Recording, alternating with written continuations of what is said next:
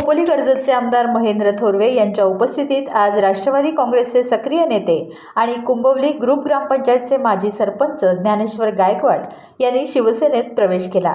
गायकवाड हे राष्ट्रवादीचे निष्ठावान कार्यकर्ते म्हणून ओळखले जातात। त्यांच्या प्रवेशानं शिवसेना पक्षाला बळ मिळालं असून राष्ट्रवादी काँग्रेस पक्षाला यामुळे मोठी खिंडार पडली आहे। शिवसेना शिंदे गटातर्फे त्यांना जिल्हा परिषदेत उमेदवारी देण्यात येणार आहे। ज्ञानेश्वर गायकवाड यांच्यासह राष्ट्रवादीच्या असंख्य कार्यकर्त्यांनी यावेळी प्रवेश केल्यानं तालुक्यात राजकीय खळबळ उडाली आहे।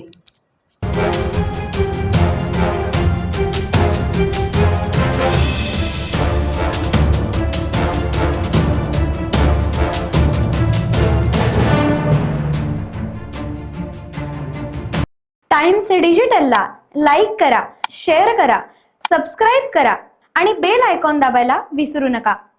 Times digital.